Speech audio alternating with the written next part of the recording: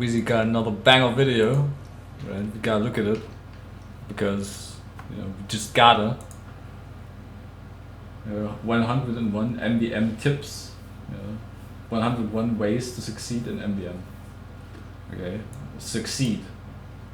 We're just gonna keep that in mind for the great tips that he provides us with.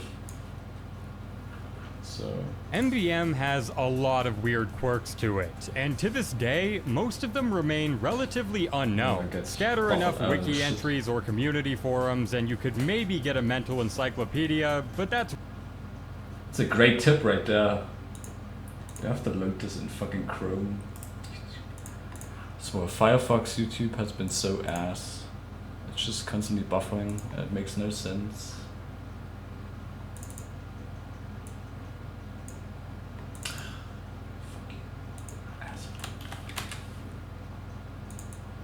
MvM has a lot. That's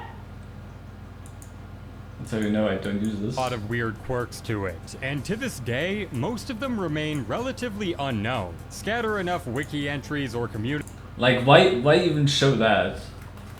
How does that add to anything? I just don't know it. Okay, community forums, and you could maybe get a mental encyclopedia, but that's way too much effort, so here's a video instead. These are 101 tips to improve at MvM, ranging from the niche to the downright game-breaking. Hopefully everyone learns a thing, or 20.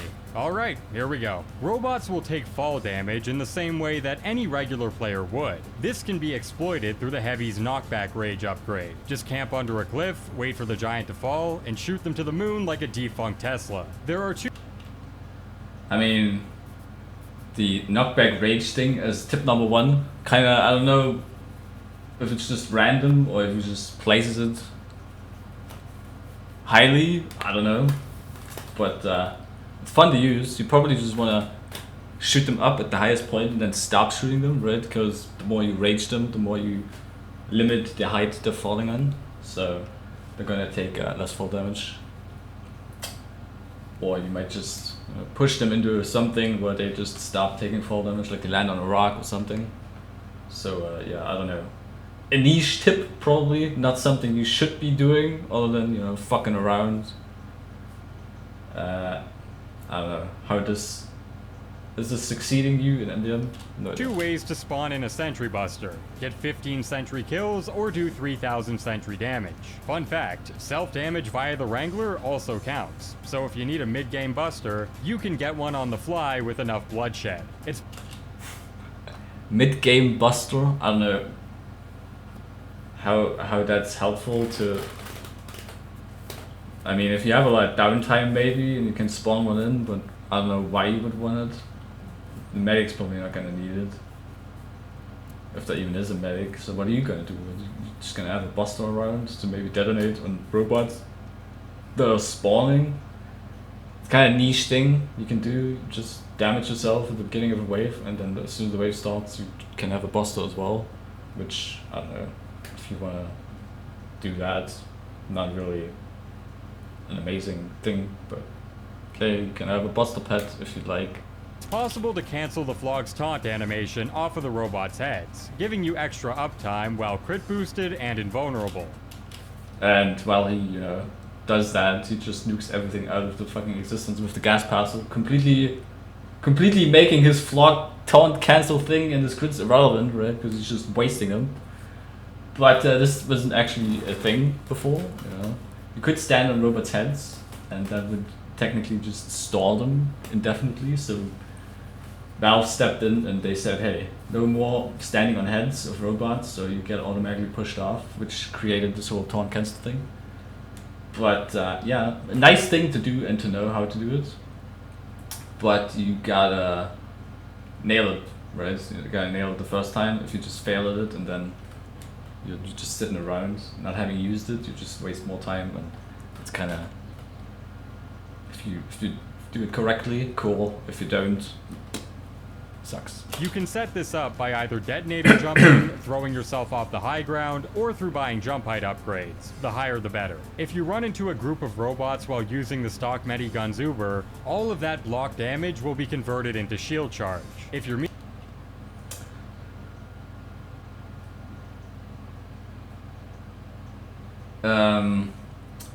having a medic, running Uber, you know, two things that might already get you in hot water. So not really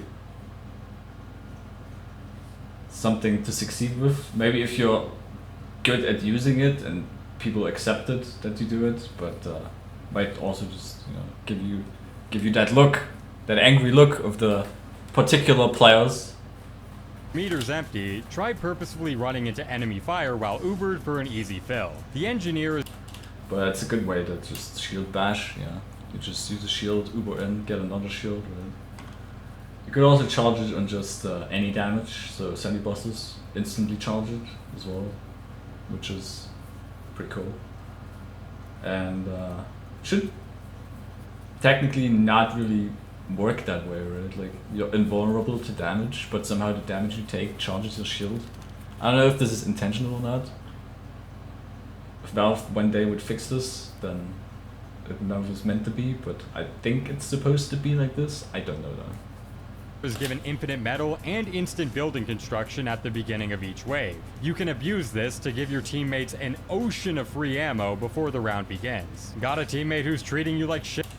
Yeah, the destroying the building thing and just having a bunch of metal bits around can kind of stress out systems as well. If you have a low-end system and then someone just spreads all this shit around, then probably not the best for, you know, the low-end gaming machines, but also not really that helpful at the beginning of the round. Like, why do you want a fucking ocean of metal lying around to begin with?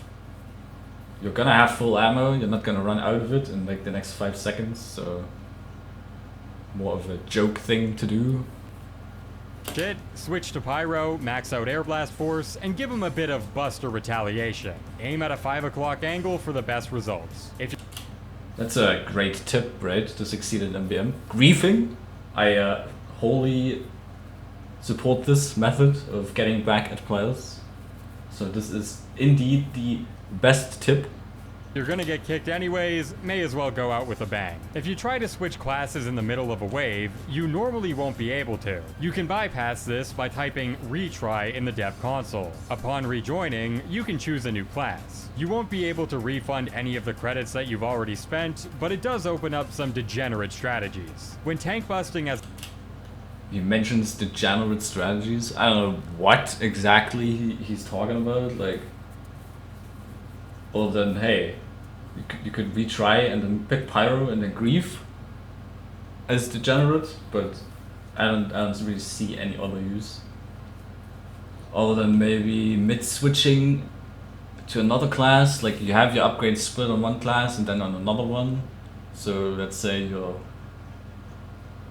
I don't know, on pyro, tank busting, and then there's a bunch of giants, so you retry in as spy, and then you tackle this.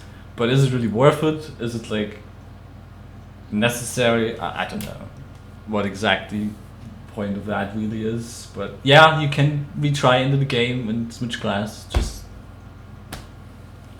application of it, I don't know. As a demo, you'll always want to position your sticky bombs close to the side of the tank and blow each one up as soon as possible. This will give you around a 20% damage boost compared to setting up big piles directly under the tank. When revived...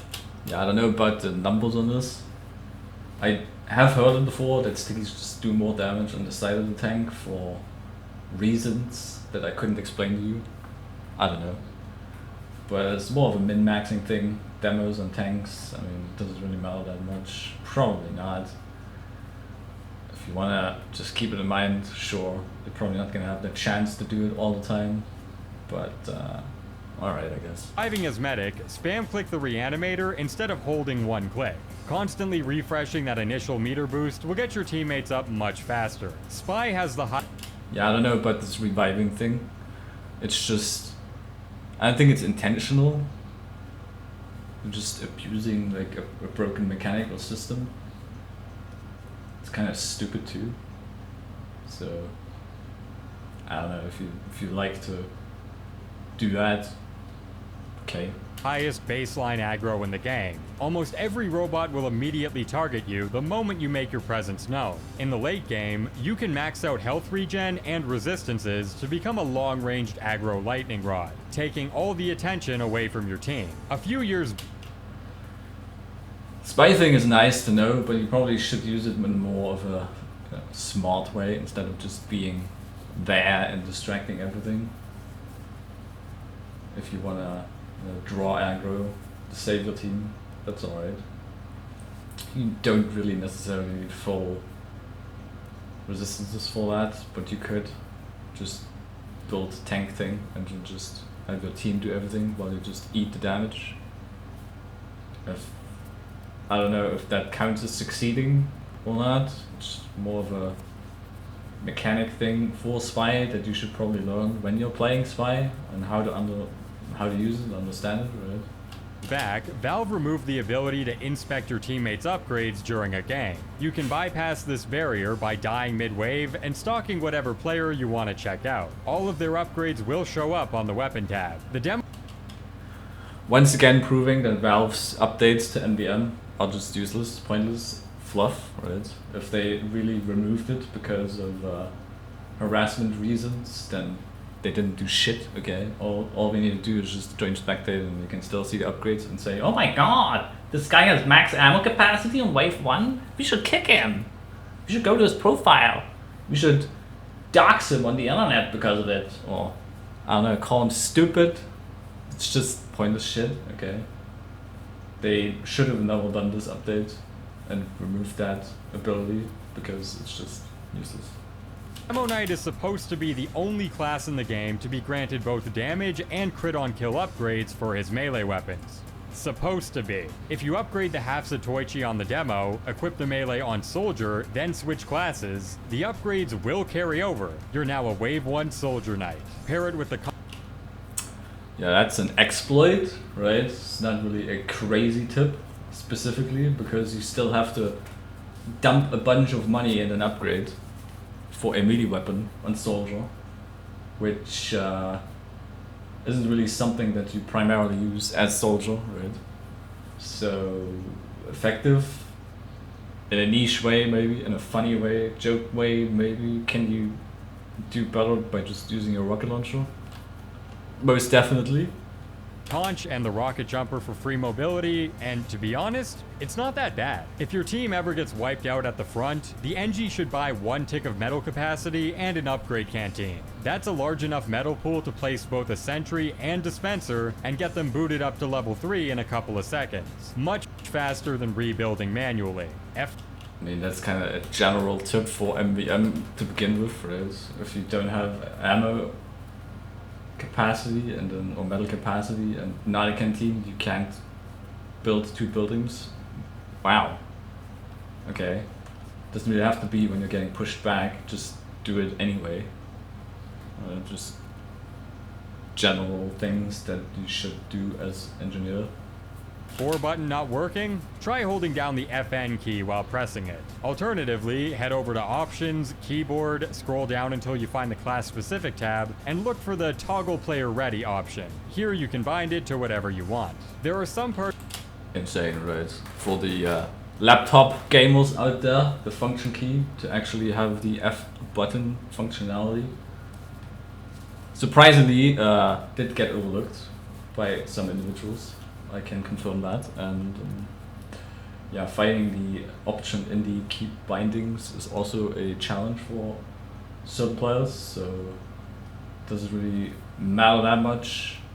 Might get you not kicked as much, but you might also just forget to press the button in general, no matter what you bind it to. So parts of each map where you can fuck with the Spybot's AI. They'll flood into your field of view, but they'll rarely, if ever, try to attack, letting you kill them all very easily. Notable examples include this spot close to the player's spawn on Big Rock, this rock close to the robot spawn on Manworks, and this lip close to the meat grinder on Manhattan. Did you know that you could actually... Yeah, the spy spawn thing, it's more like a spy manipulation, right? Where they spawn, if the other spawn points are blocked or you're like the closest target, you can just manipulate where they spawn in and then use that to your advantage. So you could probably just use that as a tip in general instead of just a spot where they just don't know how to attack you. There's probably multiple things. You could just sit on a rock and they couldn't reach you on any map that has a rock or a fence or anything they can't jump on.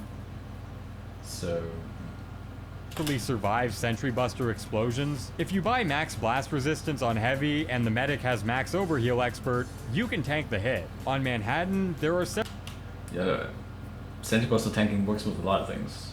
Right? You could back with max blast resistance, battalions with max blast resistance.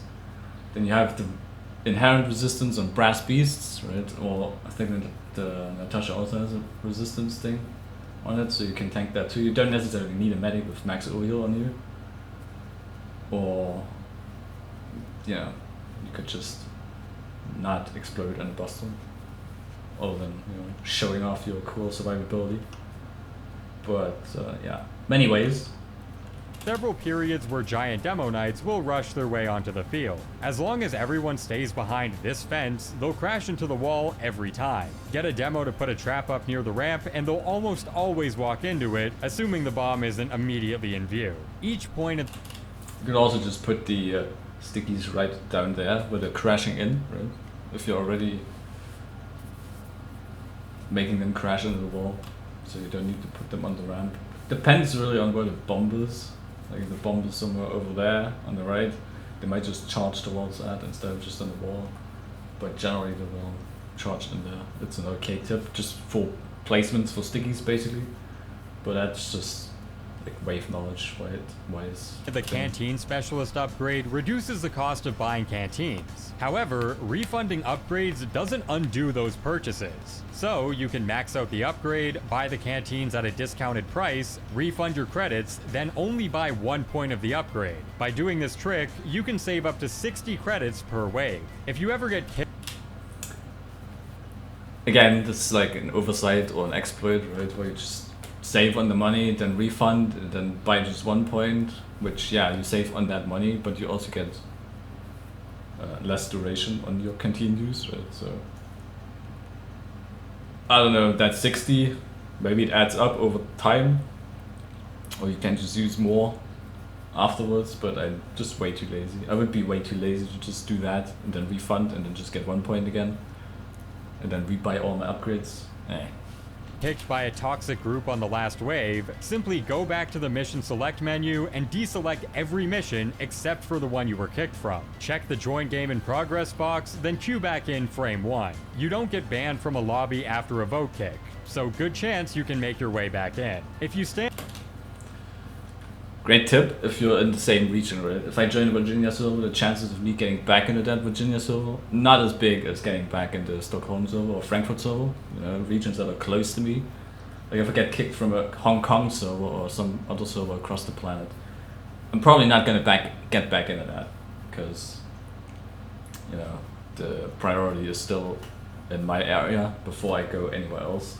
Like, I don't have priority to get back into the game, I just got booted out of. It's just a quirk of matchmaking when you're getting booted out. You might get in, you might not. Sometimes it works 7 times in a row, sometimes it works not at all. And on this very specific part of Rottenberg's front right rock, you can detonate sentry busters remotely. You can...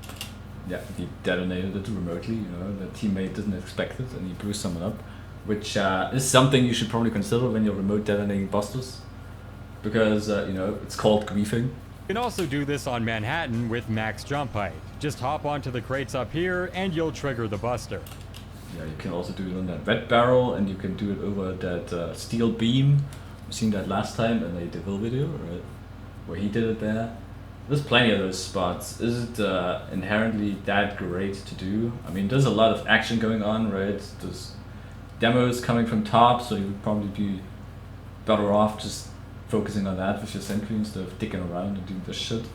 So niche uses, if there's a annoying pyro that air blasts busters, definitely good, but you might as well just put your sentry forward, right, where it can't do any damage by busters just flying into people. If you look at the loot screen, you might think you can only get a maximum of 10 items per mission. This isn't true, actually. There's a very, very rare chance to get 11 or sometimes even 12 items. The 12 items thing I have never seen. There's no confirmation about this. I know there's scroll bar action going on with like getting 11 drops in robot parts and a weapon or random item. But I've never seen a 12th one, like getting a rare robot part and a specialized fabricator in this case. So, unless someone can show me proof that you can actually get 12 boxes, then I think 11 is the most you can get. You'll immediately notice because the menu will give you a scroll bar on the right. The chances of this happening are extremely rare, probably like 1 in 500. But it can happen. If you always crouch while double jumping, Scout only needs 2 points of jump height upgrades to jump from the top and bottom sections of Manhattan. I know, but crouching has to do with that. You can do that without crouching if you have 2 jump height. So, I don't know. Rottenberg and Decoy. But if you want more leeway, Need it on having Rottenberg. 3 ticks of the upgrade doesn't cost much more. If you buy two-way teleporter, your teammates will often use it to port back to spawn between waves. You can pick it up and put it back down repeatedly to remove the 3-second cooldown between teammates, expediting the rollout. Similarly, always have your teleporter face towards the spawn door and preferably as close as possible. This will give your teammates a seamless path to the upgrade station instead of needing to constantly turn around after using it. If you're getting The teleporter thing, it's kind of a niche thing. Right? If you want to go back to spawn after a wave with 2 waves, yeah, you can pick it up and then just negate the recharge thing, right? Okay, I mean, it saves it like what, 2 seconds per teleport, 3 seconds, or however much. Does it really matter? Not really. And then the door thing, yeah, okay. You also don't want to put it too close to the doors. I've seen that in this comment section too, where sometimes the spawn door actually breaks the teleporter when you want to go through it. So just don't put it too close. It doesn't always, it's not always the problem on every map, but just don't put it in, just into the door. revived while talking in chat, the game will forcibly stop you from typing. So, once rezzed, hit the escape key to close the chat so you aren't locked out from moving. Finish. Whoa, crazy, right? The chat box. You're chatting while being revived and then you can't close it. I mean, you could probably also just, I don't know, press enter. Maybe that works too. Not really a thing that's going to be a huge issue, I assume. I don't know. It never happened to me. So, I don't know if this is a massive tip for people getting stuck in chat boxes. An MvM mission but got no items? That means you've completed a mission that you've already done. Okay, this should be tip number 1, right? This should be fucking tip number 1, because the amount of people that show up on the MvM subforum asking why they didn't get any loot is absurd, okay? It's fucking absurd. To prevent this, make sure that only missions not yet completed is always checked on. Ammo canteens restore more than just ammo. They also restore Mad Milk, Criticola, Bonk, Girardi, Sappers, and even an Engie's entire metal reserve. Ammo canteens also immediately bring you back to your max clip, meaning you can use them to avoid needing to reload. For ammo-intensive weapons like rocket or grenade launchers, make sure you use the canteen right as your available fire hits 0. This will give you 2 back-to-back clip dumps. If you keep holding... So yeah, the clip size thing and the canteen thing, you can actually use that on scores and beggars, as well as airstrikes quite effectively if you want to do it. But it's more a question of, do you really want to have like max clip size over everything else? You need a lot of money to do it in the first place, but you can just skip reloads with that. So it could have some niche uses on like specific big targets that you want to just dump a lot of crits into, in combination with like a medic maybe. Holding the left mouse button while blowing a banner, you can preserve your buffs until you let go of it. This isn't MvM specific by any means, but given how many banners you're blowing each round, it's good to know. Whenever you finish a wave... So yeah, the banner thing, you can hold it when you blow into it. I think that's more of a general gameplay thing, right? That also applies to just the general game, casual game. So... okay. You can switch classes to immediately port back to spawn. Doing this will minimize the amount of downtime you'll face between waves. Sentries with Yeah, you could just switch classes and get back to spawn, so I don't know why everyone banks for fucking 2 ways all the time. But if you switch classes, you should also consider some of this random baloney that Valve, you know, put into MvM that I just didn't even realize was there. For instance, the medic shield thing, right, where you get, once you buy a shield, you get a buff duration added to your character, which increases the shield duration by like 2 seconds, I believe, or something.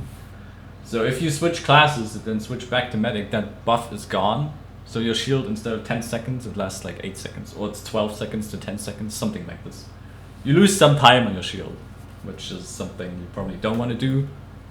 Maxed out building health make for excellent tanks. Just plop it down in a robot's pathway, wrangle it to triple its HP, and if the sentry's ever about to break, use an upgrade canteen to instantly bring it back to full. If positioned correctly, you can keep the giants locked in place basically until you're dry on canteens. You might wonder why some credit some of the sentry blocking you can do with canteens is pretty obscene. But it might also just be a waste if you just lose the position anyway and you can't take the giant down that you're blocking, like a boss giant for example. You can just not waste the canteens that way and still save one to just rebuild later on to have another sentry, but yeah, okay. Thresholds give you credit bonuses on some maps, but not others. That's because your ranking isn't based on the number itself, but the total percentage of credits collected. An A+ is 100%, which will give you a 100 credit bonus. An A rank is 95% or more, which will give you a 50 credit bonus, and anything lower than that, you'll get nothing at all. You can abuse. This is a real MvM tip, right? But it's percentages. Nobody's going to do the percentages in the head while the wave is going, right? Was this really the 90%, 95%? Why didn't we get a bonus? Does it really matter that much? No, but might be a point of confusion why you didn't get a bonus in that wave, but you got one in the other one, despite losing more money than in the previous wave. So yeah, it's based on percentages, but it doesn't really matter that much, right? An A is an A. Use the refund system at the end of every wave, which comes with a lot of broken benefits. You can tailor your resistances to whatever robots you'll be fighting, you can switch classes in situations where, say, you need a tank buster or medic killer, and you can upgrade multiple weapons over the course of a game. It's very overpowered, but also pretty fun. When attacking... Yeah, the refunding, you know, that you can just do it all the time, constantly. It's just something Valve gave up on ultimately because they couldn't figure out how to, you know, do it properly, fix it properly, because you could work around the previous credit limits they set in, right? You needed a certain amount of credits to be able to refund, but then that got broken. You could just refund all the time, and they couldn't figure it out how to fix it. So they just said, you know what? Whatever. Let's just let them be able to refund all the time. You know, of course, you can just completely break waves by adjusting to the threats that are coming into a specific wave, like crit robots, or if there's a bunch of soldiers, you buy more blast resistance and then just refund for the next wave where it's just bullets. So it kind of destroys some of the intended difficulty there, but it's never going to change. Valve's never going to fix it, and it is what it is, right? It's stupid. Small robots with the demo man's crit stickies, don't detonate them all at once. Instead, shoot your stickies one by one as the robots are standing over your pile. Depending on upgrades, crit status, and robot HP, this can usually finish off most small robots without trashing the whole pile. If there's a crit... This is actually a good tip. There's so many demos that put down like a huge pile of stickies, and then there's like 5 scouts and they blow it all up, okay? Which just wasted like what, 20 seconds of just setup time during. It's just pointless, right? Just replace the sticky, then the crit blows up and it blows up the robot. So you can just chain that together to make better use of your stickies instead of just blowing them all up, especially with sky resistance, since you can have more out, right? And you can also control where to detonate some. So you could adjust that way as well. A good tip. surprisingly. Heavy section coming up in the early game, get your soldier to run the battalion's backup. This'll nullify all the crits from the robots while simultaneously giving a 35 damage resistance. Park yourself next to the heavy and you should weather it no problem. Pyro can... This is something that I like. More people should do it. Just banner switch on dangerous targets, especially on early crit targets. And so many teams that get obliterated by just crits while having conscious or buff banners which don't benefit them at that specific point. Right? You could just have a battalions ready, pop that, and then just survive all the shit. The crits are just like a wet fart in your face, and then you know, you just survive it. So good tip. Kill Ubermeds in many more ways than just the gas passer. He can stun them in a radius via the thermal thruster, use a crit canteen in tandem with the third degree, or combo pyro in the early game with a couple of crit extinguishers. Also related, like getting the pyros as getting the medics as pyro, yeah, there's a lot of ways you can do it. Some are easier to do than others. You could also include the Neon Annihilator now, since it actually crits with the gas passer, right, if you want to do that. But if you have the gas passer in the first place, you might as well just explode. Why go to the lengths of trying to combo that shit together if you can just have one weapon that blows everything up in the first place? So yeah, there's more ways to do it. Are they easier? No. Are they potentially more fun? Yeah. Are they potentially pissing off your team because you didn't pull it off? Yeah. But yeah, there's more ways. I can also use a Buster as an engineer and blow them up. You can use a taunt killer soldier and blow them up. Is it more reliable? No. Whenever the Ubermeds drop down, be sure to wrangle your sentry when playing engineer. This will prevent the level 3 rockets from going off and proccing the medic's supercharge. Spy can body block rope.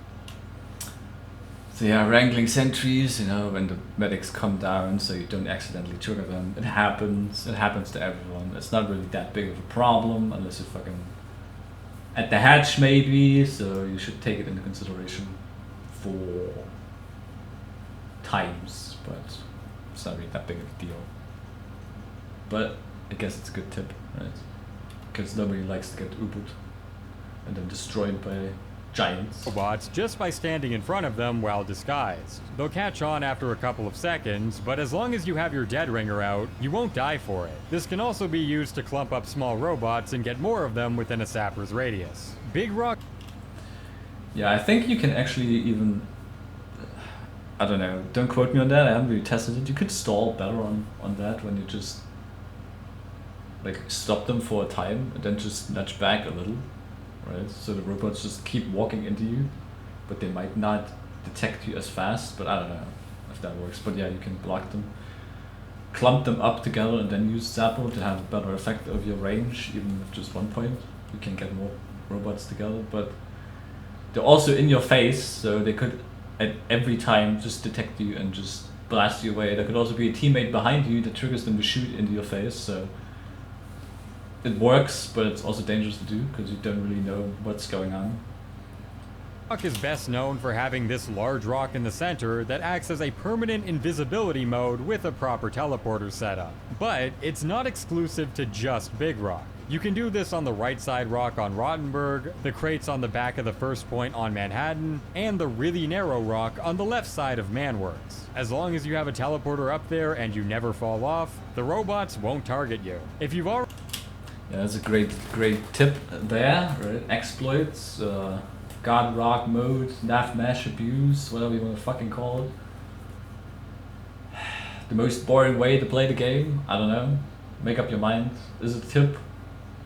If you like to play the game in the most stupid way, then yeah, sure. But at that point, I mean, you might as well just not play the game. Already bought a few points of health on kill, don't use Uber canteens against small robots. Instead, use crit canteens. The rapid pace killing will skyrocket you back to full HP in no time flat. When using the... True, it's probably a better use for a canteen to have a crit canteen, but it also costs more, so you might not be able to buy it, and also depends on whatever canteen you use if you actually get a kill. So if you just use the canteen and then the pyro comes in with a gas pass and nukes everything away, you're shit out of luck, okay? You don't get any health and kill. So A loose cannon, you can push robots backwards to clump them on top of each other, letting them both get caught in the blast of a crit sticky pile should you have one set up. You may notice that some... So yeah, the loose cannon is used by some people to just push robots back, to just have them in a pile and then just explode them. Niche uses, I wouldn't use this for anything else. And generally it's not really seen that often because people really don't like the pushback, knockback, right? So players will choose to enable unless you know what you're doing with loose cannon, I wouldn't recommend it. roam vision upon joining the game. This is available if any of your teammates have a hardy laurel in their inventory. All it really does is give the robots a bunch of fancy hats to wear, which doesn't really affect anything gameplay wise, except for the sniper trying to parse out where a robot's head hitbox actually is. If it's ever an issue, just head over to options and disable it entirely. As pyro... Yeah, roam vision, I heard that it has some quirks as sniper where the head hitbox might be just strange or weird or different or something. A lot of people don't like roam vision, so it's probably disabled for, I don't know, the most people that actually care. There's so many that don't even know what it is and still ask, what is roam vision, huh? What? So, I don't know. You can air blast the giants into the death pits on each map. It's usually faster to just keep them at the front and let your teammates burn them down with crit canteens, but if you're right next to a hole and have air blast force maxed out, may as well do a quick shove. If spies are attacking... Yeah, the air blast force thing wouldn't be a thing if Valve actually knew how to fucking, you know, do their game properly.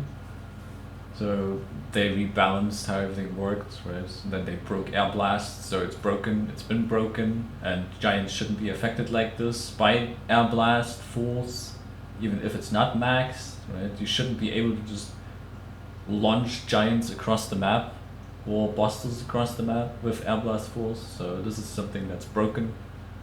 And yeah, you can use it that way. Generally it's just faster to not do it that way and just attack the giant, unless you specifically want to do it on bosses that aren't fun to fight or you're right next to a pit, so it's okay, but I wouldn't recommend just pushing a giant across the map, just, you know, dump it in a pit, unless everybody agrees with it, I guess. Attacking your sentry and you want to get a sapper off without exposing your back, crouch jump onto the sentry and keep your back either against a wall or near a cliff.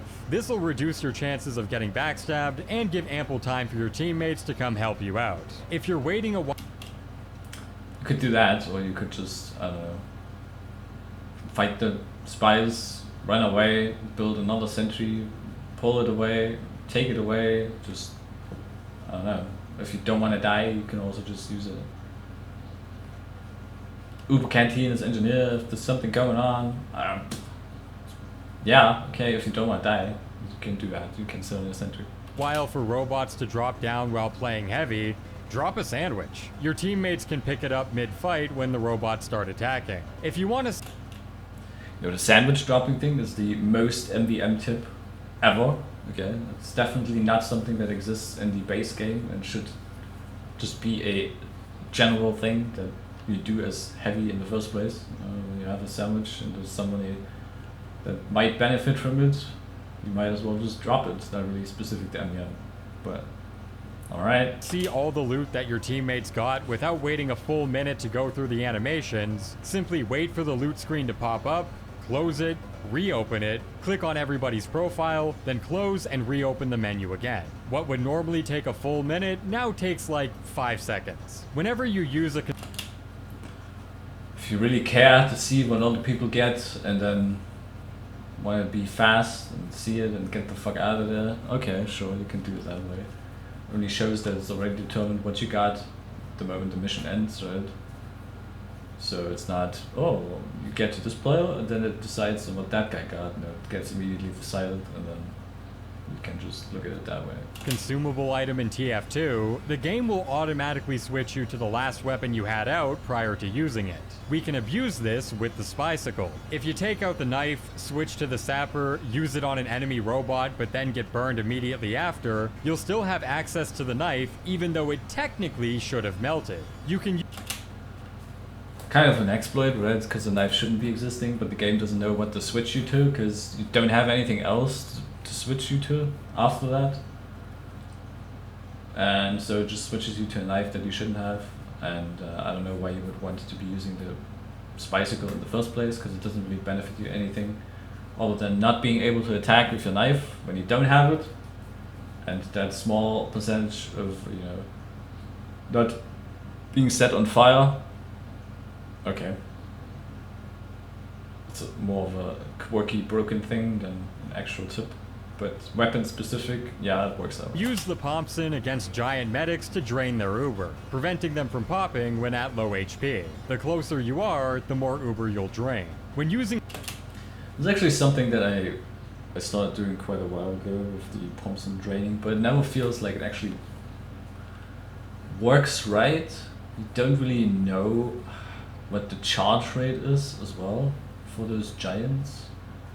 So it could just be enough so that they don't pop the Uber, but they might also just recharge it maybe faster than you might expect. So still, I like to see people use it. There's not a lot of people that actually consider this. You know, it doesn't come across them because it's kind of a stupid thing to do, but it does work. the shield as medic, there's normally a dead zone between it and the medigun that the robots are able to squeeze into and kill you for. You can obstruct this entirely by looking down. The shield's hitbox will be moved closer towards you, and the gap will be no more. On man, You could look down, because you could look up, but they could still force themselves into you. Right? They could force themselves around you and just shoot you from the back if they're they have enough health to do it. So it's not a 100% working method, but generally it's a good tip for medics to know that they actually can manipulate the distance of their shield, right? So yeah, it's something that you don't know unless you see it happen.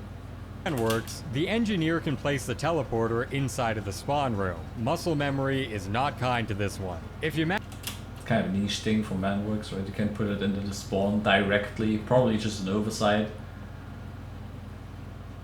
Okay.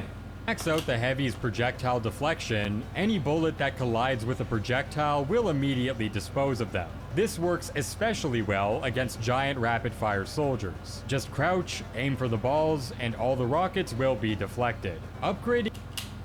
It's more of an explanation for MvM, right? Destroy projectiles and how it works. It's kind of iffy to use when you're too close to the target, and you kind of want to be close to the target, unless it's like massive span with dangerous projectiles that you might want to shoot down. It's a heavy investment too. 400 is okay to use, but 800 works better if you have 2 points, so it does work. I don't know how this is specifically a tip, because it's just how the upgrade works in the first place, but alright. explosive resist on soldier also applies to the self-damage you take from rocket jumps. Pair this with the Liberty Launcher and gunboats, and you've got a pseudo-rocket jumper with damaging capabilities. This also applies to sentry rockets, so have fun flying around. Instead of... So yeah, blast resistance actually applies to everything that explodes. That means your own rockets, right? Sentry rockets.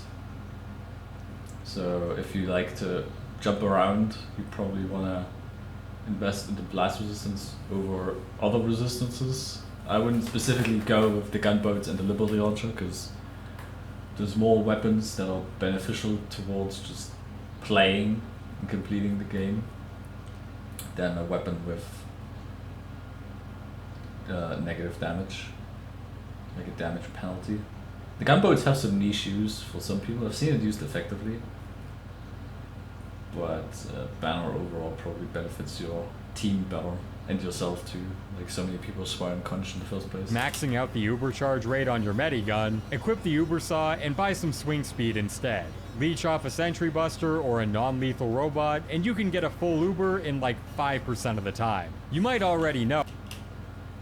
So yeah, you could just get swing speed and Uber Saw, and if you have a chance, you can get Uber that much faster, right, than just buying recharge rate on it. I'm too lazy most of the time, so I don't give a fuck. Yeah, but you could do that. You could also just taunt kill something. You could taunt kill disabled robots when they cap the gate. You could taunt kill, or taunt kill attempt Uber robots, and you would still get half a charge out of that. Right? You still get 50% despite them being invulnerable, and you might also just stun them while doing it.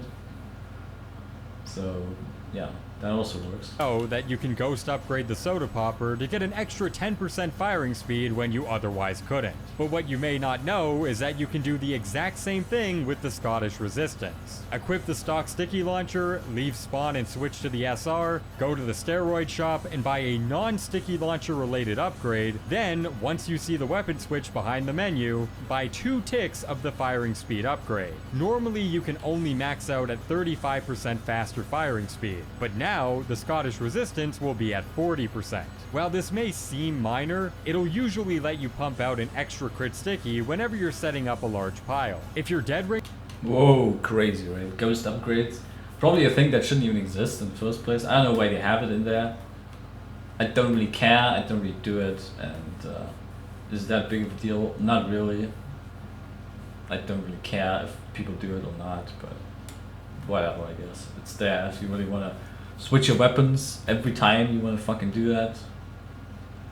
Okay, I can't be honest. Finger is on cooldown and you're afraid of dying as spy, equip the L'Étranger and start shooting the largest target in view. You might be able to farm another one and keep yourself in the game. Rocket special— It's more of a game thing again, right? Where you just shoot somebody and you get a dead ringer back with the L'Étranger, so not really MvM specific, but there's a lot of large targets around, so yeah, you could just get a dead ringer back very easy that way, so if you have the chance, you can just do that. But niche use, probably just easier to run away and get back at backstabbing, so. Specialist stuns robots in place for a brief moment on every soldier primary, including the rocket jumper. You might think that using Uber— Yeah, I'm on fucking Chrome because I don't use it, so I get nice things like these warnings that nobody cares. And yeah, I don't know. Probably pretty normal, right? That rocket specialist stuns and makes things not move. I don't know how that's specifically a tip. If you consider just getting it on a rocket jumper, a weapon that does 0 damage. I don't know why you would, but okay, it works on it, yeah. Or crit canteens as an engineer does nothing to affect your sentry, especially because there's no visual indicator whatsoever. But they actually do. If you pop an Uber canteen, your sentry's damage taken will be decreased by 90%. And if you use a crit canteen, your sentry's firing speed will be increased by 300%. Explosive headshot— Yeah, that's a lot of things with sentries that people don't know. Like if you use an Uber canteen, the sentry gets actually a Wrangler shield applied to it, which is where the damage resistance comes from. So you could tank a sentry boss in that way. Maybe even 2, who knows? I haven't really tried it. And yeah, if you use a crit canteen, you can crit your weapon, and your sentry firing speed also goes up.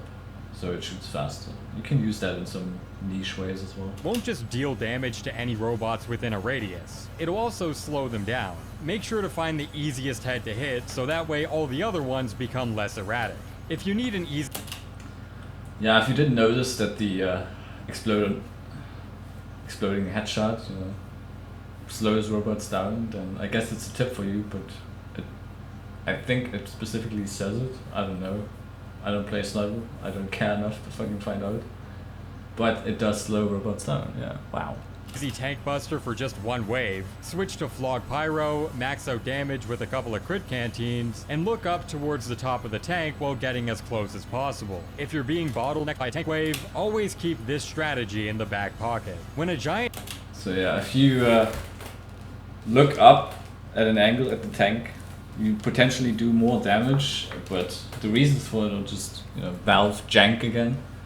It has something to do with the particles, right? And the particles have to not hit an object to be hitting the max ramp up, right? So if they hit something, you don't get max ramp up, right? So if it drives through that tunnel and you look up, it doesn't really benefit you because it's still hitting the tunnel, right? So you don't really get any boost as far as I understand. So it works if there's nothing above you, and then if there's something obstructing your flames, your particles, it's just not doing the ramp up properly, so you don't get the damage bonus from doing the lookup thing. If heavy aggro's onto you, they'll rev up their minigun. When they lose aggro, they'll unrev. You can exploit this by bobbing and weaving in and out of the heavy's aggro range to attack them when they're revving and hide when they're spun up. If you leave during... Yeah, you could have used the damage, like getting damage into a giant heavy like this, when you have them rev up and then you just get out of sight, you know, they rev down and then you go back in. So you potentially don't get damaged by them whatsoever, while you can just take them down. Which is more of a thing to notice, I guess, while you're playing. It's not really crazy, amazing. Most of the time they're just constantly shooting because there's other people on the team, right? They're probably just gonna try to fight it, run into it, so yeah, but that's how it works. In the middle of a mission's last wave, you'll forego your loot, but your ticket won't be consumed. This'll let you play MvM for free without needing to trudge through boot camp. Sappers... Yeah, you could just leave at the end of a wave if you like man up, you know, with the player pool or just repeating missions. You could just leave before finishing the game. You could also just market your ticket on the community market, right, for an absurd amount that nobody buys it, and then just finish the game out that way. You won't see the loot screen that way either, but your ticket also won't be used. So there's two ways you could do about it. Will always work against mid-sized robots, which means if you're fighting hordes of steel-fisted heavies, get 1 point of the sapper radius upgrade before anything else. This can stun entire groups of them as early as wave 1. You can also backstab them from the front. The medics... So mid-sized robots, right, those between small and giant. I don't know, there's a lot of terms people use. Medium, mid-sized, small giants, whatever you want to call them. You can just zap them and then just backstab them. There's some exceptions to this, I believe, in custom MvM, but I don't know. And yeah, backstabbing, you don't have to backstab them from the back. Once they're zapped, you can do it from any fucking angle. Projectile shield will actually sever the tie between an enemy medic's medibeam and the giant they're attached to. If you sandwich a shield between a giant medic and their partner, they won't get healed. These bars at the the shield thing is helpful in some ways. I wouldn't recommend doing it, because usually it just means the giant medic is going to use its Uber on itself, and then you just have that sitting around doing that. Nobody can kill it. Most people just keep shooting at it instead of switching their focus on the giant that it was healing. So ultimately your shield just runs out, the medic makes contact with its heal target again, and both have full health. So if you have someone that doesn't know that there's a giant medic attached to it, you could just intersect yourself and then cut in, stopping the healing, and then take down the giant that he was healing before. The medic himself. The medic usually will switch to just his primary weapon and just shoot random crap at people. Or, in worst case, he might also just attach himself to a small robot that will just become unkillable at that point. Like a small, just a normal heavy, basically. Which could be problematic in some ways, especially if the heavy AI is higher than just normal. Bottom of the screen indicate what level the bomb carrier. And if there's multiple medics, you just cut in the medic's just gonna start overhealing each other and healing each other, so none of them become killable, so you're just wasting time trying to do that. So you should always just switch to whatever they were healing and try to kill that after that. Warrior is at. At level 1, they get a battalion's backup resistance aura. At level 2, they get 45 health regen per second. And at level 3, they get permanent crits. Make sure you're always focusing down. So yeah, the backup resistance aura doesn't apply to crits, I believe. I think you can still shoot crits at them on the first level. So it's just a resistance boost for like damage resistance, but not crit resistance, I think. I'm pretty sure you could just shoot a crit at them and they would still die. But I don't know. I haven't really looked at the technical things for that. But yeah, they get progressively more resistant to things, getting health regen, and then at the third stage they're just gaining a crit boost as well. Can always crit them, it's not a full backup buff. Yeah, thanks KG. I always felt that was the way. They did get a resistance buff, but not the crit resistance buff. On the bomb carrier to keep resetting the buff's progression. If you buy max jump height, wait for a buster, grab your sentry, and destroy it mid-air while using this bind, in some areas, the buff... I wouldn't recommend this as an MvM tip, because in chaotic times, you know, you could do much more by just having a sentry around instead of throwing it away for the medic to farm Uber on, right? So you're just giving up your damage potential with a sentry to just fucking have a buster glitched in a spot, and then you're just wasting a canteen. Kinda pointless. Buster will walk around shit-faced and won't detonate until brought down to 1 HP. This will let your medic farm Uber off of them for the entire wave, provided your teammates don't kill it. You can I also don't like this. Yeah, exactly. If you bug busters, that also delays bot spawns. If you have, potentially you could just brick the wave. I mean, brick the wave. If you have a lot of busters. Right? If you have a certain amount of busters around, it prevents like sub-waves from actually spawning in, so it stops the progress of the wave entirely until you kill all the busters, right? So it's kind of, you could use it as a griefing method or something to, you know, just, I don't know, make your teammates confused. There's plenty of spots where you can just glitch the busters in where they can't reach it.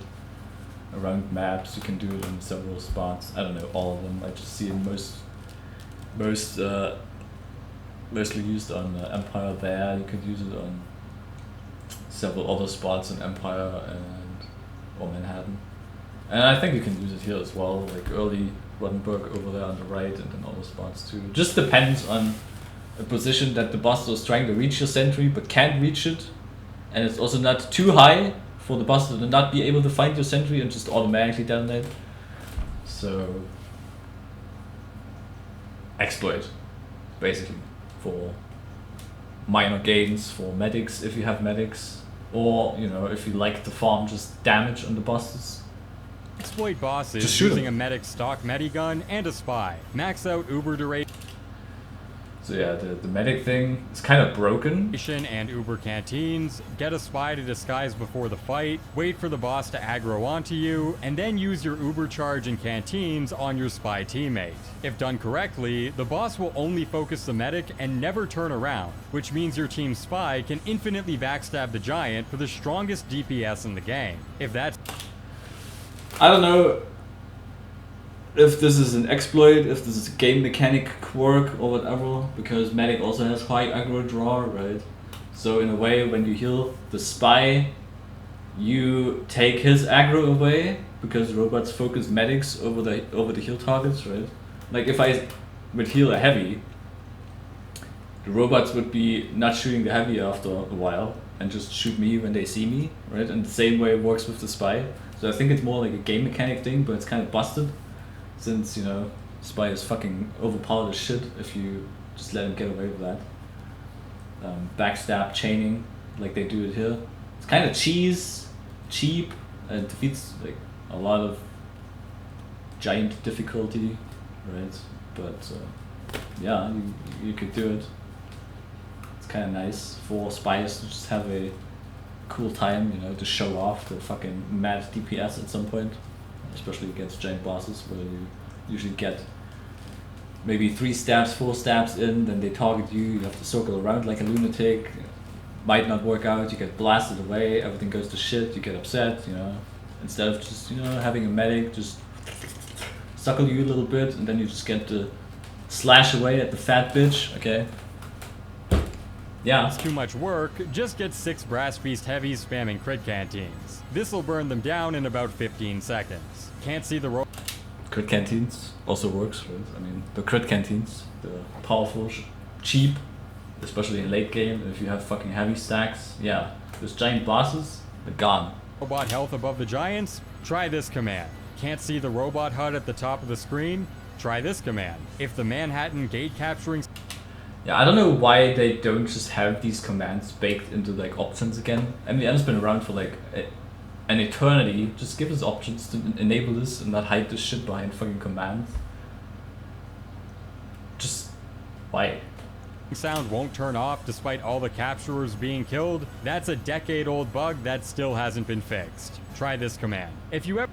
So yeah, after the gate glitches, the cap gate sound glitches out, I don't think sound restart command actually does work. I'm pretty sure that for whatever reason doesn't count as just a sound bug and it keeps playing regardless of you using this command. I don't know how it works, why it doesn't work, but I'm pretty sure you just have to endure it. Have to ready up fast, get the next wave, and then it should start. If it actually bugs really badly and it just is persistent throughout the wave, even during the setup time. I mean, I love to see it. It's kind of funny. There's a lot of people always like, oh, what's going on? Nobody's at the gate cap, you know, the sound is there, they get confused, they run over there, nothing's there. If you ever destroy a tank underneath an above ground pathway, make sure to check up there for money afterwards. Sometimes the money will fly onto the higher level of the map, and if not picked up in time, you can lose your bonus at the end of the round. If you keep... Actual good tip for tank destruction, right? The money just fucking plops up and just flies all over the place. Could just fly everywhere, on ledges, on behind fences, whatever the shit. So yeah, if there's like a huge amount, maybe like 20 or 15, 25 something, and you don't see it, you could potentially just check around some corner or up on some ledge. Could happen more on like lower paths, tank paths, where they go under some shit or around some stuff, whereas like in close vicinity of other things where it could get stuck behind or on top. Keep losing the game to giant super scouts, get your team's heavy to switch onto the Natasha. You'll lose out on some damage, but it's usually worth the trade-off, especially on waves with like half a dozen or more. If you have... Could say this is a tip if your team struggles with giant scouts. Yeah, I mean, you could slow them down to basically just crawling speeds, and it does help, but you're also overall just losing 25% of damage. So while it helps with just the scouts, it also doesn't really help you with overall wave progress. So it's kind of, yeah, up to debate really. Could be a tip, but whatever.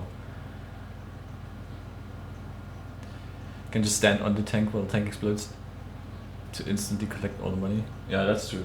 If the tank explodes and you just stand right next to it, you walk into it, you get all the money before it even explodes, because it spawns inside of it before it gets blasted upwards. It's the easiest to notice with just Scout itself, but it does work that way. Also, if it's under bridges and it explodes, the money doesn't obviously fly that high up, so it just hits that low ceiling and then you can just easily pick it up that way. So it's faster. Have max jump height upgrades while using a Vaccinator's blast resist bubble, you can fly off of Sentry Busters. You can I don't know how big of a tip that is. You can fly off of Sentry Buster explosions with the Vaccinator, already requiring that you have a Vaccinator, you have max blast resistance, jump height, and then you jump into the explosion for benefit of flying up. Why do you want that? I don't know. I fucking hate when I'm flying up. So, alright.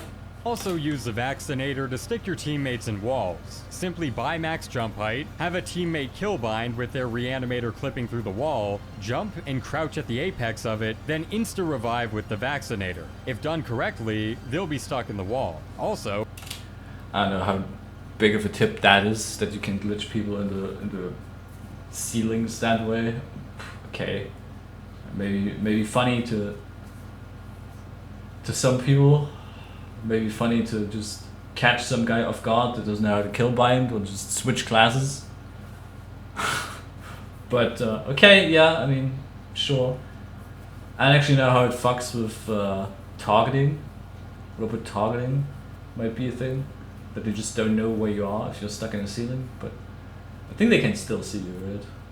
I haven't really tried it. Oh, if your medic is using the vaccinator and you happen to run out of ammo, you can kill bind mid-fight and get instantly revived, filling up your reserve instantaneously. It's very niche, but it's often faster than running away for ammo. As long as... Or, you know, you could just buy an ammo canteen if you really want the ammo. Especially if you don't have a vac medic, just right there, actually understanding what you want from them. But, okay. Yeah, you get full ammo if you die and you get revived. Doesn't matter if it's a vaccinator or not, it's just faster, but yeah. As you have teammates at the front holding aggro, a pyro can camp behind this lip on Manhattan and get free backburner crits without getting shot at. Against me. Great pyro tip, right? Stand behind robots. Insane shit, I know. You have to point it out. But yeah, it's nice if you get to do it, but it requires a team to actually be there, to exist, and to maybe shoot the robots too, so they don't immediately turn around and blast you in the smithereens. But yeah, the back burner does crit from the back. Major crits on Metro Wave 4, you can spam reflect the barrage of crit rockets back at him, crushing his health bar in a matter of seconds. You can do a similar strat with the short circuit, which will nullify all of his projectiles instead of reflecting them back. A good use of Air Blast Pyro, right? Another great tip. I like Air Blast Pyros that reflect projectiles that way and not just, you know, sentry busters into everyone. So good use there. And yeah, short circuit, a niche thing you can do on spam heavy waves or just giants that spam. You will need a considerable amount of battle capacity though, because I think at just the base level you get what 3 shots out of it before it's fucking drained and you have to refill.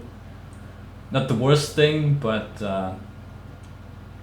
kinda cool to just see all the crits just disappear into another dimension. If you die as scout and there's a lot of money stuck at the front, max out your movement speed and buy an Uber canteen right when you respawn. This'll guarantee you'll be able to reach it before it burns up. Getting that money for your team is well worth the extra insurance.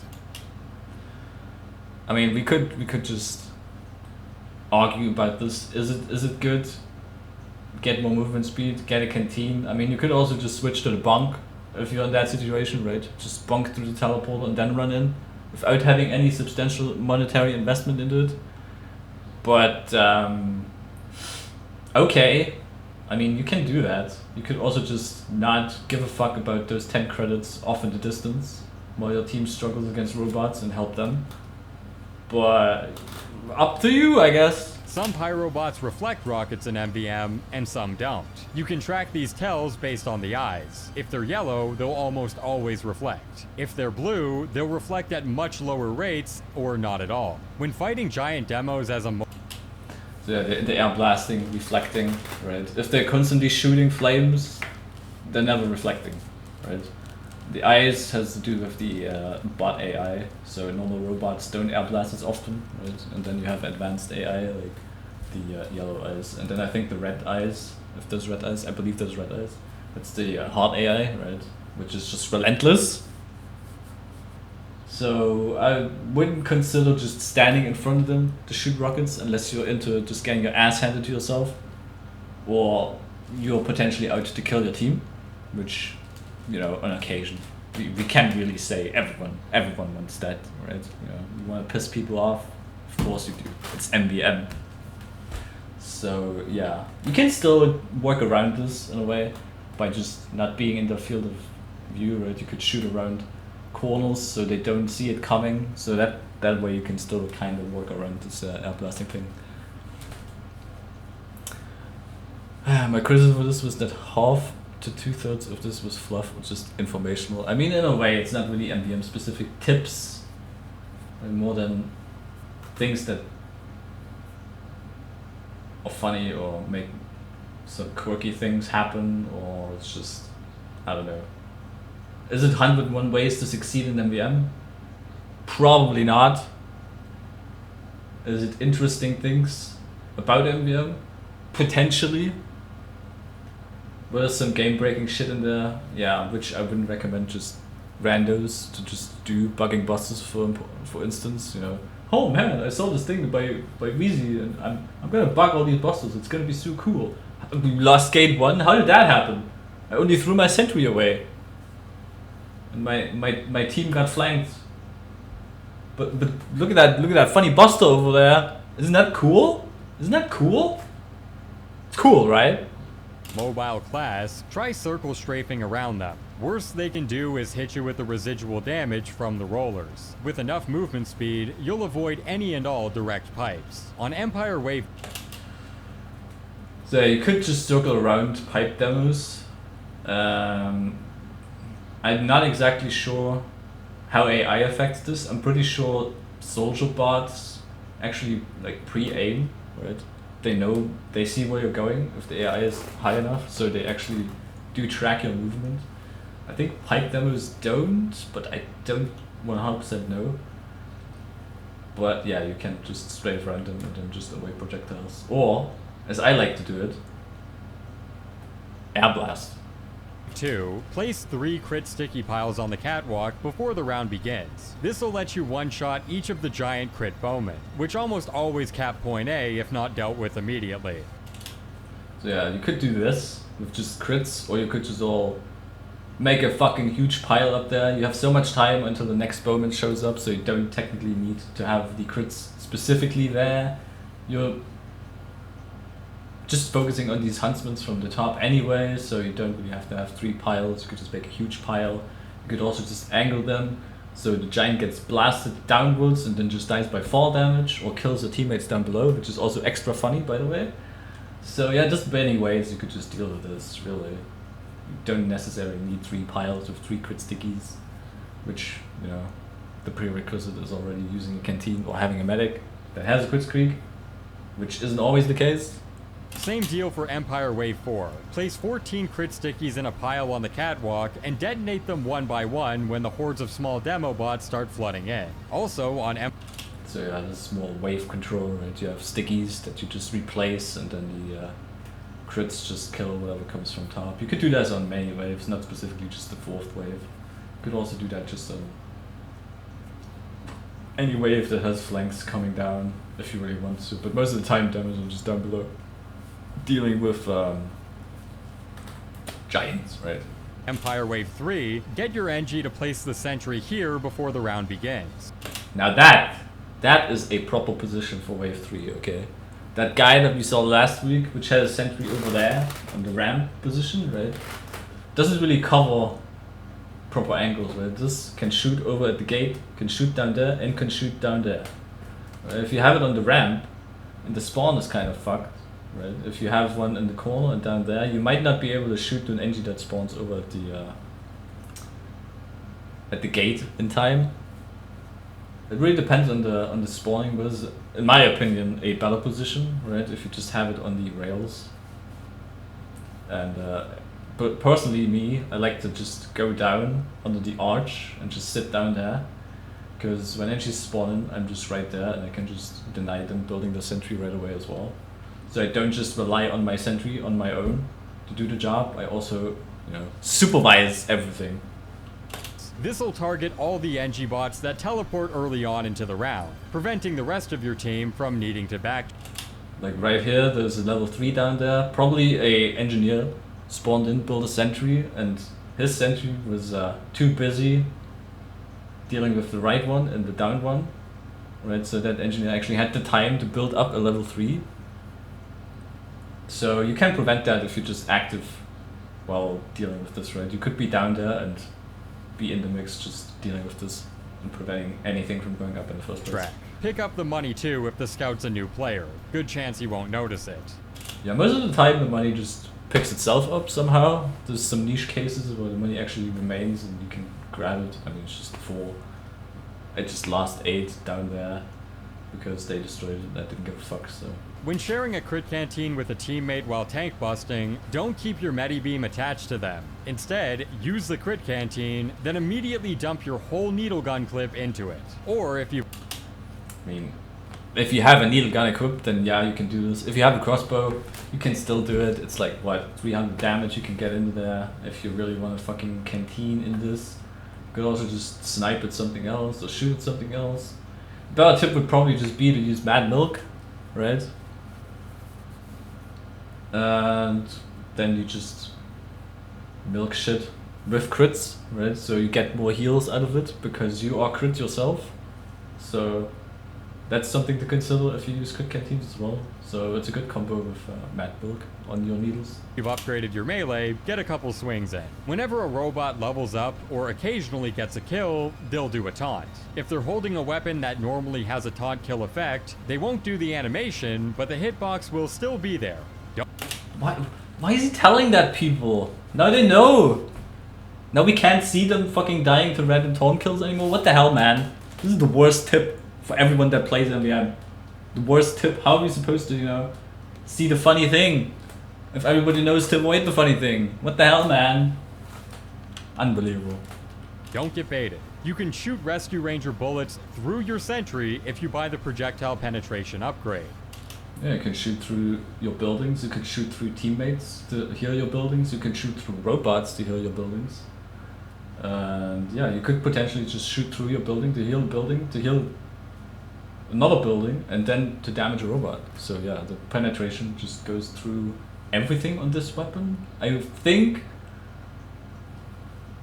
So you can just chain heal, but I do think it does take double the metal as well. So you're not just having one bolt and then it heals twice for just 30 or something. Which means that at particular angles, you can simultaneously heal 2 buildings at the exact same time. Also, but it does cut down on, you know, Rescue Ranger reloads, and you have some niche applications for this if you have your buildings lined up in a way, but do you really want to upgrade projectile penetration on your Rescue Ranger?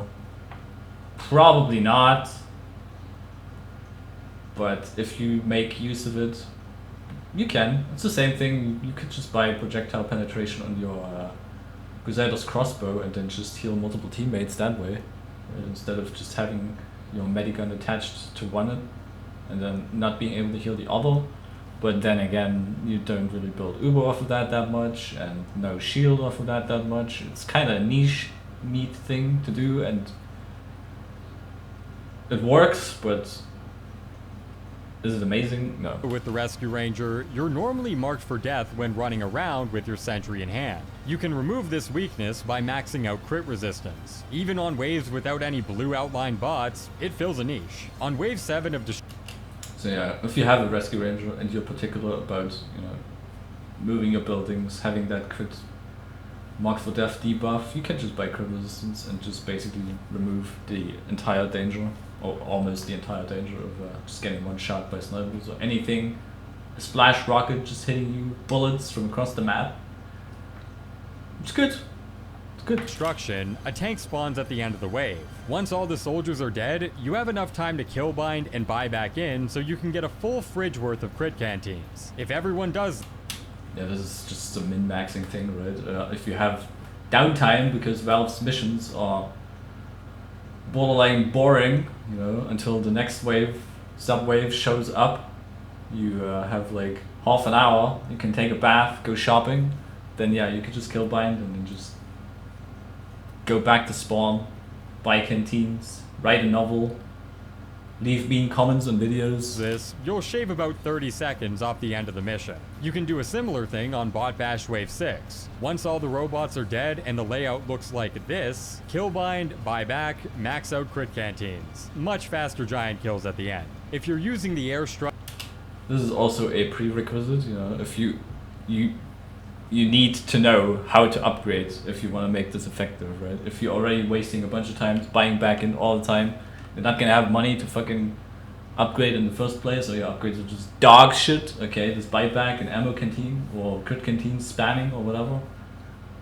It's not really gonna help you. Strike, max out clip size, get 4 kills, and have a medic pocketing you with the crit spree, you'll be able to fire 16 crit rockets in quick succession. However, if you use an ammo canteen right as your rockets hit 0, you'll barf out 32 crit rockets in less than 5 seconds. This will be enough to take down most tanks in the game. So yeah, this is a great application for the airstrike, probably more useful in late games and in conjunction with a medic. Right? You probably get more bang for your buck by just having ammo canteens there. The medic crits you in time. Right? 32 crit canteens, nothing to scoff at, obviously. And the damage penalty on the airstrike doesn't really matter at that point at all, whatsoever. And the inherent ability to just get clip size by having kills is also a neat thing that can save you on clip size upgrades in the first place, so that's money you can put into just other things, really, if you want, in canteens yourself even. So if you sap an engineer's teleporter with the red tape recorder, the NG bots won't try to remove it for some reason. Yeah, for some reason. The reason is because the red tape recorder doesn't do any damage. It builds back the building, right? And engineer bots are only fixing the buildings when they're getting damaged. And the red tape does no damage, so they're ignoring it. If you would put it on a sentry, they would obviously fix it because they're always on auto attack, right, on the sentry, so it doesn't matter there.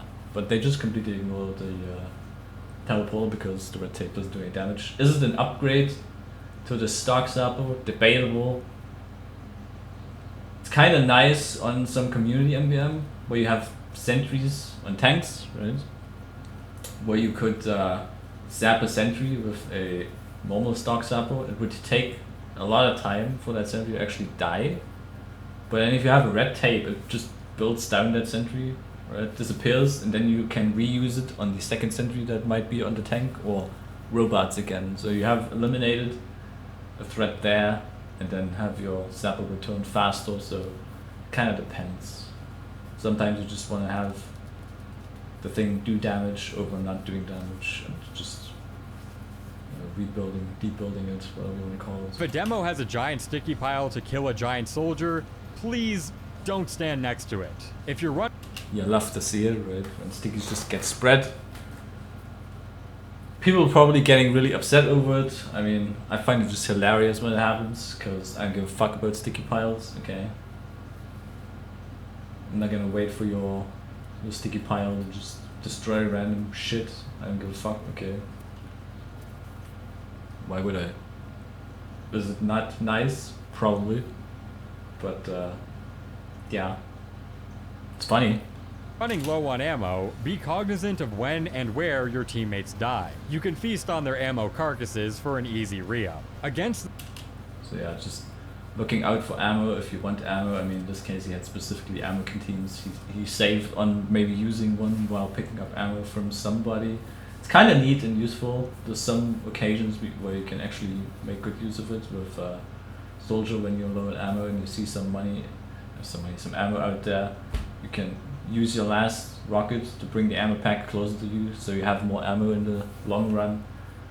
It's a good idea, but you could also just, fall back, grab ammo. I mean, I'm not gonna run into danger just to get some ammo from some guy who already died. The giant health on kill heavy boss at the beginning of Empire Wave 6, you can kill bind right before you're about to die to prevent the heavy from gaining the health boost. Also, I mean, okay, if he doesn't kill you, he doesn't get the health, but kill binding over the shit, I mean, you should probably just be more, aware of the damage that he does and you take versus just dying in his face in the first place.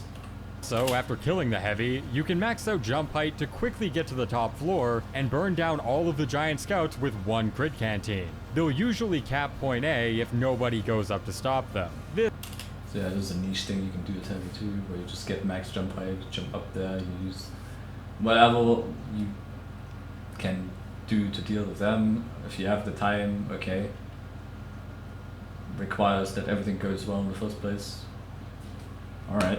This is a good way to do it. According to extensive data recorded by these guys, the current estimated drop rate for an Australium is around 2.1%, meaning you should average about 1 Australium per every 47 completed tours. Average, right? 47 completed tours for an Australian. That might just be fucking dog shit, like a Blutsauger, an extinguisher, right? Is it worth it? Absolutely not. If you average one every 47 tools, I mean, you do the math with even the highest item you could possibly get, besides the pan, okay, which would probably be an Islander, right? I don't think it evens out that way, but of course you get other things along the way too, like killstreak kits and specialized and profabs, and that might just be even more worth it than an Australian in the first place, but... Despite every 2 cities guide claiming that Demo Man is a required class, that actually isn't really true. Only 11 of the 26 waves found within 2 cities have small uber meds within them. Metro only has them for the first wave, and Bot Bash only has them on the last wave. Empire... thinking Demo Man is a requirement because of uber medics. and Hamlet are really the only 2 you're looking out for, and that's mostly during the first half of each mission. After completing a 2 cities mission, you'll get a collection of robot parts which are used to complete killstreak fabricators. The emotion detectors, suppression pumps, and bomb stabilizers are worth about a quarter of a penny each. Whoa, big cash! The money furnaces, taunt processors, and KB808s go for about 3 pennies each, and wow, big money, huh? the considerably more rare brainstorm bulbs and currency digesters go for about 9 pennies each. When finishing a full big money in there, holy shit. Did you see the profit you can make off of MvM? Please, everyone, just go, play it! tour of 2 cities, you'll get a basic killstreak kit, a specialized killstreak fabricator, and the rare chance at a professional killstreak fabricator. The basic killstreak kit just tracks your kills. The specialized killstreak kits track your kills and give a weapon sheen. And the professional killstreaks track kills, give a weapon sheen, and give a pseudo unusual effect on your character based on the color of your sheen. Team Shine is by far the most popular sheen, as it's basically 2 colors in one. In terms of the most popular killstreak effect, that would be this one, Fire Horns. Is it? Is it Fire Horns? I always thought it was Tornado. But I guess they, I don't really follow. I think they are the highest. I think it's either this, Fire Horns, Tornado, there may be Flames, Singularity somewhere, I think Incinerator, and then there's Hypno Beams at the bottom. Nobody really likes Hypno Beams. I really don't like Hypno Beam, even though it doesn't look that bad. It looks like hypnotizing eyes. Sometimes it even looks like you have flames in a way on specific things somehow. I don't know why it does that, but I don't know, man. It's debatable. Some people like this, some people like that. Could potentially get more for Team Shines, yeah, because it's more popular overall, but if you like Orange, Mandarin, and Hypno Beams, you also get a better deal for the thing you actually like, so it really evens out there. The holy grail for a lot of collectors. If you end up landing a Team Shine Fire Horns combo, depending on the weapon, it can double or even sometimes triple the amount of money you can get for it. This also depends on supply and demand, obviously. If there's not a lot of people supplying, right, you can just jack up the prices and then ask for whatever. Like if I have just one thing that nobody else has for, let's say, a month, you might get away with it.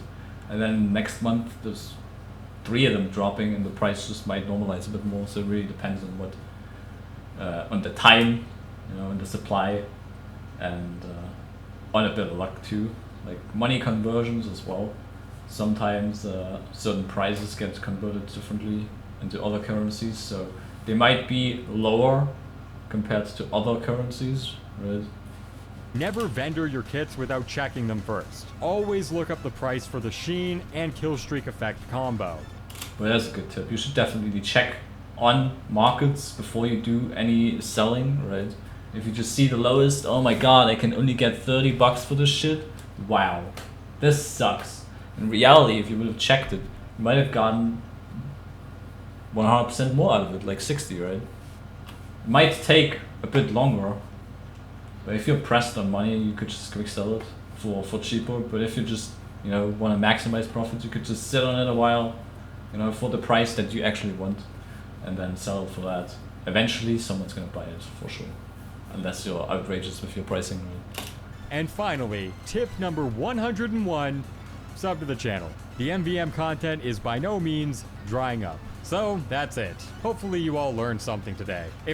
And I don't know, if is the last tip really an MvM tip, subbing to him? I don't know. But yeah. Was it 101 ways to succeed in MvM? No. I think the real way to succeed in MvM is just not spending money on it. And that ship sailed many years ago for me, so I don't know. What else? I could just bring that as my one way to succeed in MvM is to not spend money on it. And yeah. There you go. That's my best tip for MvM and success in MvM. And I can't wait for Weezy's next MvM video. I'm sure it's gonna be another great banger. It's never too late to stop MvM. That's true. That's true. One day I will break free of the curse that has helped me for many years. Just drop the pan. I mean, at this point I would just delete it. So, in a way, it's kind of a freeing.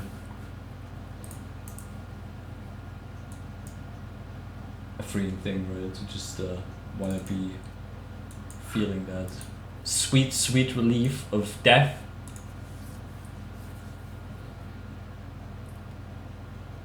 And yeah, cool.